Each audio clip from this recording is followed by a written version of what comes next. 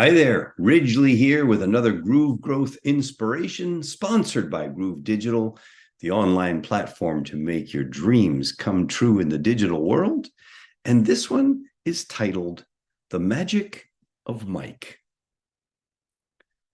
The woman stood over the stove, stirring a pot of hot soup.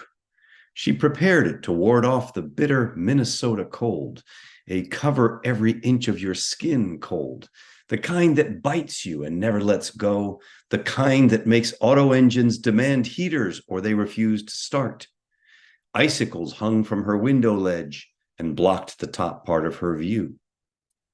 Out of the corner of her eye, she glimpsed movement. She leaned forward to spot a man shuffling behind a shopping cart on the other side of the frozen road. What's he doing out there? She asked herself, baffled. Perhaps he has no home to hide in, she cringed. In an instant, she leapt into action, pulled a plastic bag from the drawer next to the sink and began sweeping groceries into it, including the loaf of banana bread she baked that afternoon, still warm from the oven. She grabbed her overcoat. Armed with provisions, she headed out the front door. "Excuse me," she called. He turned. She waved. "Can you come over here?" she continued. The man wheeled his cart and stepped off the sidewalk. As he approached her house, the man dragged away a scarf that blocked his nose and chin. He revealed a clean face with a slight smile and gentle eyes.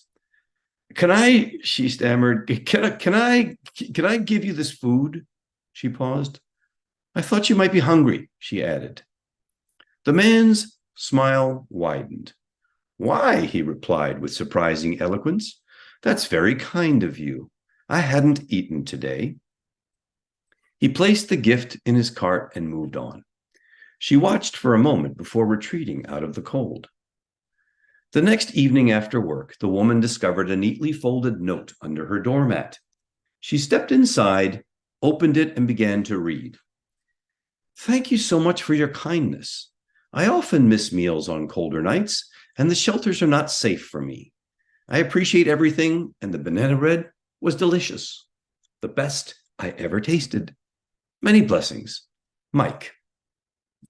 Throughout the year, the woman ran across Mike in different parts of the city. He greeted her warmly and embraced her kindness with dignity, an almost noble quality that made her happy to give.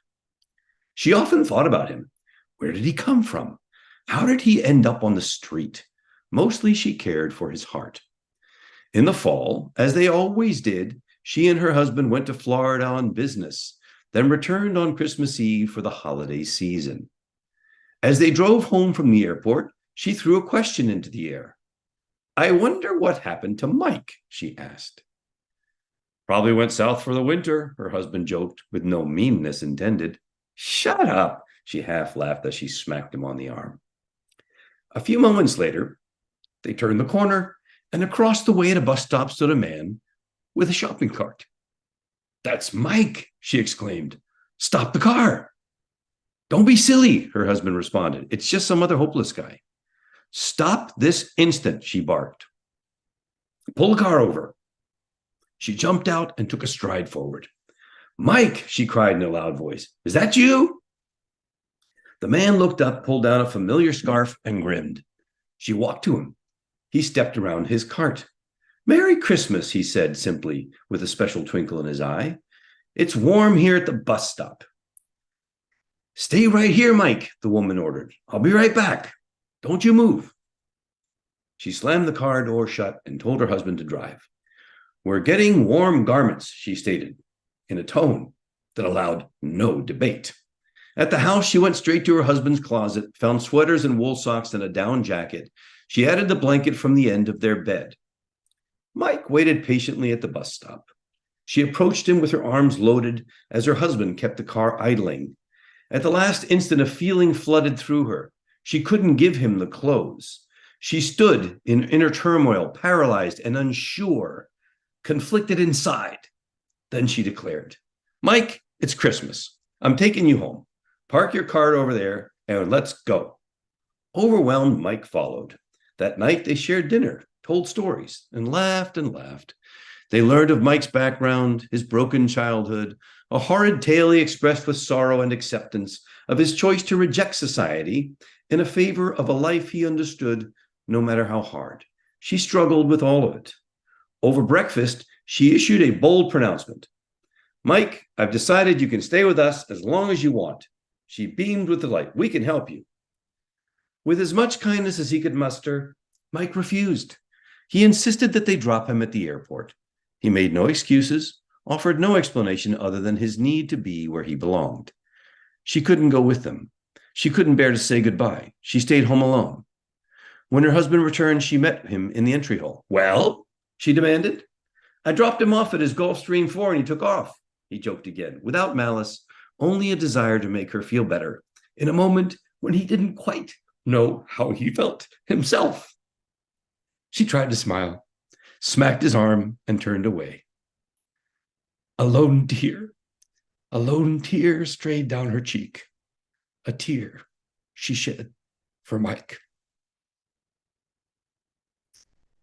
Wow. That's a rough one. All those people in a different space. Well, some of us are just so blessed and so privileged. I hope we can feel gratitude for all that we have. Maybe help somebody else out on our journey, one way or another, in whatever way works for you. And see if you can enjoy that feeling that comes along with helping somebody else. It's a wonderful feeling. And I'll see you next time on another Group Growth Inspiration. Ciao for now.